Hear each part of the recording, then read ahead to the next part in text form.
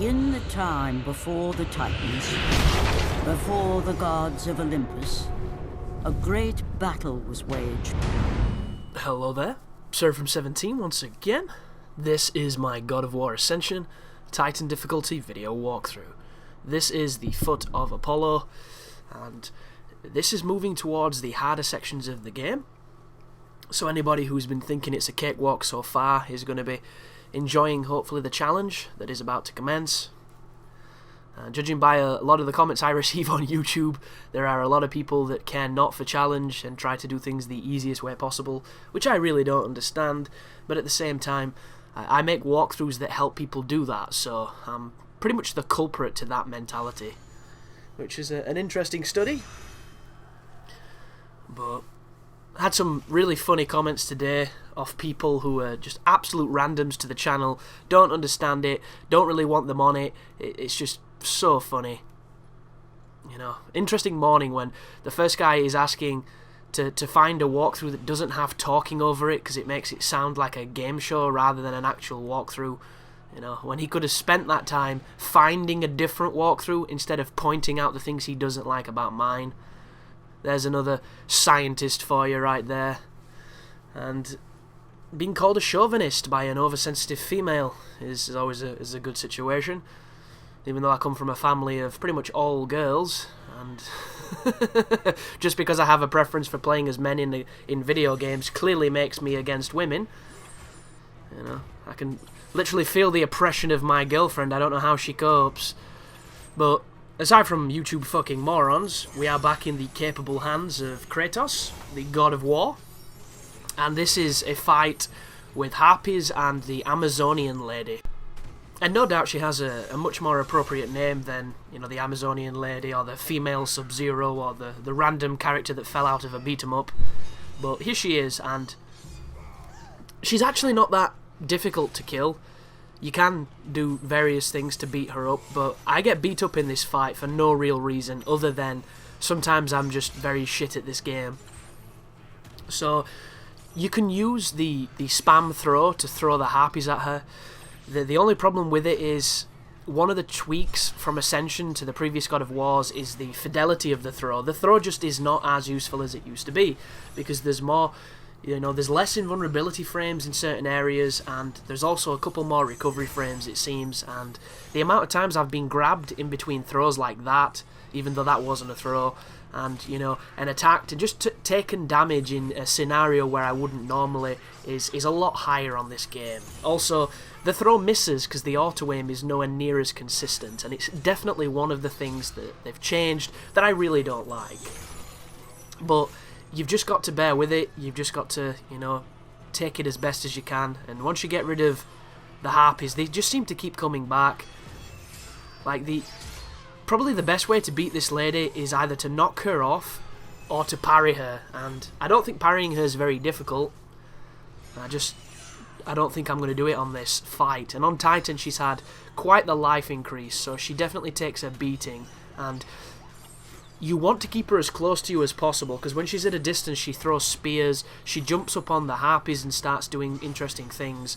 She's, you know, considering she's got the lamest execution, she's actually quite an interesting enemy because she can command the harpies and use them, it seems. It's definitely a twist on the standard take, but she's got too much life. So, yeah, this is just not going very well at all. But you can block everything that gets thrown at you. It's just a case of using your opportunities better than I am because I keep getting tagged by silly things. And it's just, I hate it when there's stuff flying around and there's something on the ground attacking you. And a majority of God of War's fights are this scenario, and it's a scenario that just bugs me. It bugged me on Devil May Cry, and it bugs me here. But it's not because it's difficult, guys, it's just because it's fiddly. That's literally the only reason. And you'll notice that the freezing amulet is just so good. It's one of those items that you're probably not going to think to use in combat that often, but it's, you know, it's a spiritual successor to the Gorgon head. Only I would actually say it's more useful because you had to upgrade the Gorgon head for it to be effective. And this just seems to be effective, which is really good. But now it's just me and her. This really should be over. This should be the end. I didn't throw the weapon at her, which might have sped this up a little bit. And no doubt the strategies to beat this woman, or to loop her, or to chain her, or to kill her quickly will turn up, and I'll probably cover it in perhaps an enemy analysis video, which I still need to make for Metal Gear Revengeance, but it's been real busy this month for games. Like, this Gears of War Judgment is about to come out, and I'm a little bit pissed about that, because it's not a universal release date, so the Americans get it before I do, which is a ball ache, and pretty much guarantees that my walkthrough will not be the first. You know, it'll not be the success that Gears of War 3 was, and it's all because of the publishers deciding to release games on this weird fucking date, and I get it 5 days late. So I'm not happy about that, but I'm not going to let it stain this walkthrough, and I'm going to try and, you know, stay as optimistic as I can now that we're playing as a mellow God of War. We've got a little bit of mild platforming here, and I'm going to take a drink before my throat dies. Speaking of dying, I nearly died then.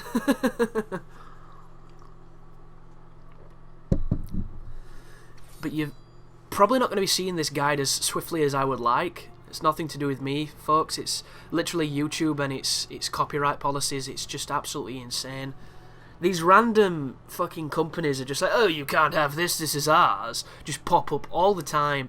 And they even reference in the video what section it's from for what the copyright infringement is. And on the second video, it was when I was walking through the prison cell. Like, what the fuck is copyright there? Is somebody's voice actor agent getting super anal? Like, what is that shit about? So I've got to dispute these claims before I can unveil the rest of the guide. Excuse me. This section here, just spam throw, it works wonders. And it's made it so that I have about 15 videos uploaded, and then I can only share one of them, which is really frustrating. Because anybody who's been with the channel for some time knows that when I make a guide, I don't tease the guide to people. I give you everything I've got. And I try and get it up as quickly as possible, and then I just leave it there to help as many people as it can.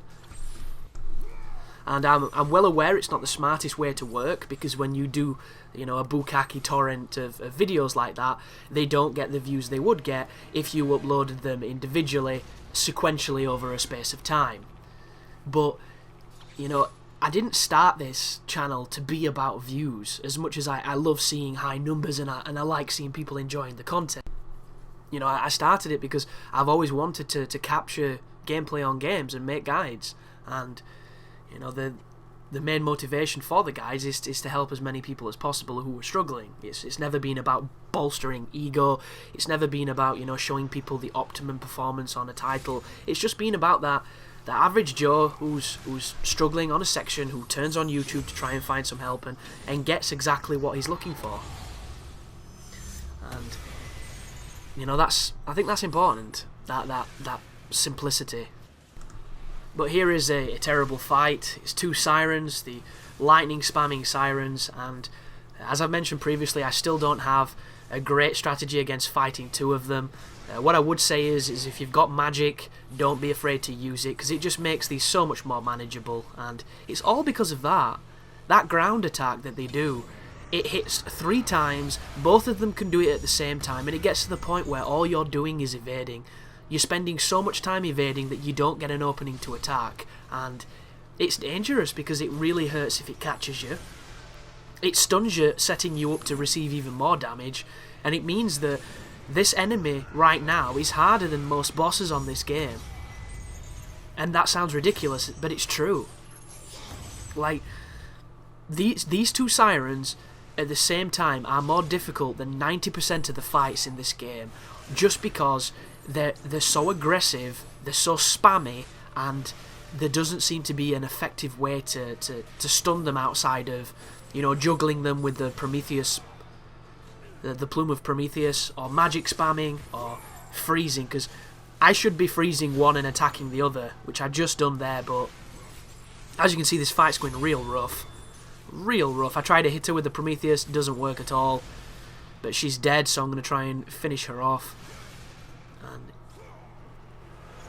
a lot of this could simply be my lack of ability to discover this enemy's weakness, and maybe it'll come to me later on, but there will be a way to cheese this enemy, like there is every enemy on every game. It's just finding it, and because this game is, you know, a day old in my country, that strategy doesn't seem to have come to light just yet. But now that you've killed them, you've got your checkpoint. Doesn't really matter about your performance, because there are chests coming up. And, you know, if you're the type of player that does, you know, the ridiculous hardcore runs with no upgrades and Pain Plus and all that great stuff, you're not watching this for help, because you're already good enough. So, you know, performance is entirely subjective to how you want to be, you know, how you want to enjoy the game. But once we're up here,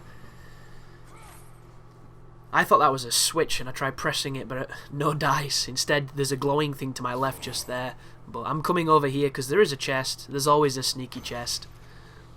The rule of thumb on God of War is, if you're going the right way, you want to reverse your progress and see what's in the other direction, because chances are it's always chests.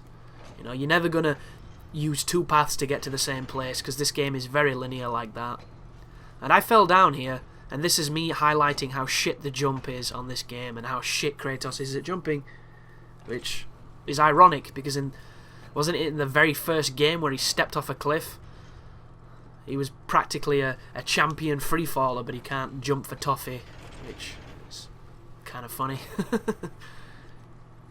I mean, look at this fucking jump. God, I hate it so much.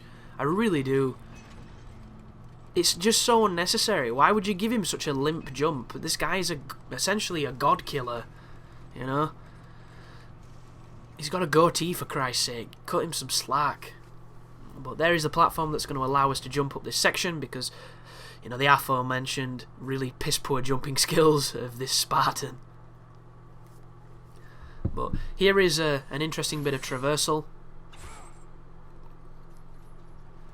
It actually reminded me of Castlevania on the N64, because there's a lot of sequences in that game where you're moving on cogs, and that is a much more difficult game than this. And I don't know if it's because I was just really bad at games back then, or, you know, games were just significantly more difficult, which I think they were. Games didn't used to care. Games care a lot more now, and it's amazing that, you know, back in the day, I don't think many people did complain about difficulty. They just kind of got on with it and accepted the fact that games were evil. Nowadays, if a game is evil, you know, Twitter's alive with protest, and devs are patching perfectly reasonable things. It's insane, actually. The world has gone mad. But this is a bunch of hives with Hades powered up bugs for some strange reason. So destroy the hives to make this a little bit quicker. You can skip these sequences if you want to. I mean, they are giving you orbs, but the amount of orbs they're giving you can't be anything too drastic.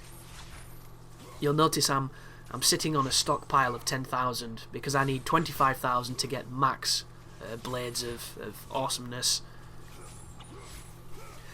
And I don't know if I've mentioned it, but I think the amount of orbs that you receive on Titan is less than the ones you did on Hard, because I have nowhere near the same capacity to upgrade as I did before, and that must be a difficulty tweak, which is a good thing, because it's the equivalent of Ninja Gaiden making the shops very expensive. Devil May Cry does the exact same thing. You know, if you want to buy Vital Stars on Dante Must Die, good luck, because you're going to need quite the bank account.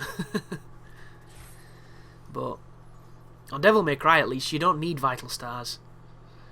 On Ninja Gaiden, I think that's a completely different story, because I don't know, man.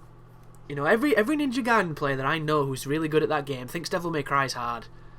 And I don't know if it's because I'm more comfortable with Devil May Cry than I am Ninja Gaiden, because I played it first, but, you know, I always need healing items on Ninja Gaiden, because the games are just brutal. The enemies, sometimes you can't win. Sometimes it's literally like, I was playing it yesterday, Ninja Gaiden Sigma. I was in the mission mode, which I'm not the biggest fan of, but it's the easiest way to play some of the bosses without playing through the game again.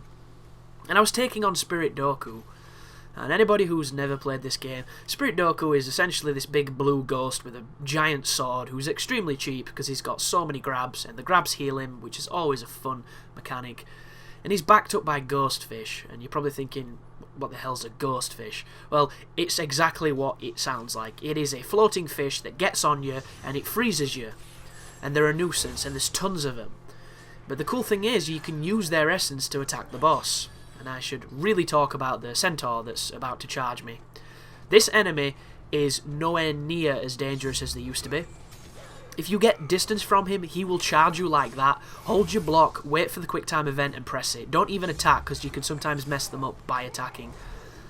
And that's all you do, guys. There is only one move that this guy can do that can damage you, and it's when his spear glows kind of ready brown, and that means it's unblockable. But everything else you can block comfortably, and you can just wait for him to charge you and then beat him up a little bit as he recovers. Bear in mind there are 2 of them right now, so just be careful. You'll notice I'm being a little bit more defensive than I normally would, but that's the unblockable move. And do you see it do damage? I thought I could block it, I can't. So this is a learning process, because you know, I think I just spammed magic on my first fight with these enemies, because on God of War 1, the centaurs, God, I did not like them at all. But on this game, they're absolute cream puffs. They barely turn up at all, and when they do, you know, I've never seen such an intimidating enemy be so easy. That right there was a pad fail, so you've got to drink if you're playing the God of War Ascension drinking game. And he's dead, so just do your quick time events. And just bear in mind, if you're over where I am, the Amazonian lady sometimes will hang out over the other side. And if she's not on camera, she's not going to be aggressive, which is really important. Because she can throw shit at you while you're fighting these, and you just don't need the hassle. But back to Ninja Gaiden talk on a God of War guide, which I'm sure somebody's going to complain about. You can use the ghost fish to damage the boss, and because what you do on that game is when you hold triangle, you charge something called an ultimate technique, and an ultimate technique is essentially an animation that does a lot of damage, but it's got to land. And this is a game where even if it lands, the boss can block it. And if you've played Ninja Gaiden 2, you probably don't have a problem with that, because I don't think any of the bosses are susceptible to ultimate techniques except for Resetsu, and you just kind of accept it. But on Ninja Gaiden 1, they are. Like, ultimate techniques work against bosses on that game, and it makes it, in my opinion, a better experience. She fell off! That was pretty great. And to kill these fish without taking damage can be a pain in the ass, especially when you've got a big boss lumbering towards you, and then you use their essence to do this ultimate technique, which should hit the boss and should reward you, and it does no damage because he's got iframes and he blocks and shit. It's just so cruel. Really, really cruel. And I think I've been a little strict on Ninja Gaiden 3, because on Ninja Gaiden 1, after you do an attack, or after you land from doing an attack, the recovery time on Ryu is quite large, and I assume shuriken cancelling will probably work, but it's very comparable to Ninja Gaiden 3's recovery time, and I've been giving that game so much shit on how sluggish Ryu is to react, that when I played the first one, I was quite surprised, because I've not played it for about a year, that, you know, Ryu did not recover as fast as I remember him recovering. And don't get me wrong, he's much more responsive, and it's a much better game, but it takes him a while to recover, and in that space of time you can get grabbed, and that is one of the main problems with those games. But yeah, it's just, it feels cheap as fuck, those games, and it just seems like you need to use healing items. So if you ever see people do no damage runs or no healing runs, on Devil May Cry it's less impressive. On Ninja Gaiden, it's really impressive, I think. And this is a little teaser of one of the worst fights on this area, because it's a situational fight with hazards. You've got to constantly have your clone on one of those pressure plates. It's just not very fun, and I'm going to be using magic to get through it, so just bear in mind when that sequence is coming up, try to have as much magic as you can, unless you're very good at fighting those enemies under those circumstances. I personally did not want anything to do with it, because I don't find that stuff fun. And it's nice because it brings a change to the combat. It makes it so that you can't just do it the way you would normally do it. But I'm one of those people that I enjoy the combat so much on these kind of games that I don't mind the fact that I'm doing a very similar fight that I've done throughout the adventure. you don't need to put lava pots on the ground or you know, swinging fucking guillotines and stuff to make it more challenging or to make it more diverse. To me, it just turns into a bit of a ball ache, and you know, I think any man will tell you that the ball ache is not a fun feeling. But a bit more mild platforming as we come up to the last 2 minutes of the video. This sequence here, if any of the bats come out of these eggs, just kick them towards the way you came from or to the way you're going, because you will kick them off the edge, and I believe they will die. But with the looks of this, that doesn't look like these are just orb eggs. And I don't know about your guys, but how much do they look like the eggs off of Alien? Ridley Scott's probably going to get royalties for this game, because they look so much like the Alien eggs, it's not even funny.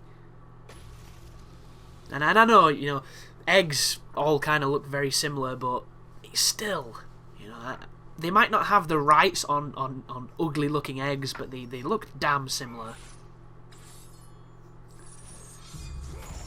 But a lot of people have been complaining in the comments, and I don't say complaining negatively like some people do. I say it just as they've been voicing their complaints about the combat on this game, how it's been ruined and messed up and things like that. And there are aspects of it I think are very bad.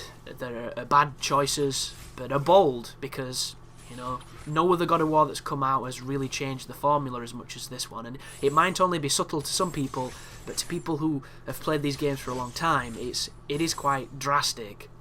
And the first thing I'm going to say towards the unresponsiveness of Kratos with the roll and how long it takes him to block and things, all that shit was in 3. That is all in 3. If you've come off playing 1 or 2, Kratos is a significantly faster fighter. And I actually put God of War 3 on yesterday after playing Ascension, just to see if the roll was just as slow and the block recovery was just as long. And it's almost identical, guys. It's just selective memory that's made you forget. So complaining about that is completely invalid. And at the same point, when people are mentioning that the reason that it's getting such low scores is because of these combat nuances, that is absolute bullshit. Because the people reviewing these games are not even aware of these nuances of the combat, because they've not played the game long enough. They're just complaining about that it feels very samey and that, you know, Trial of Archimedes is too hard. That is literally it. But thank you for watching anyhow, and you take care now.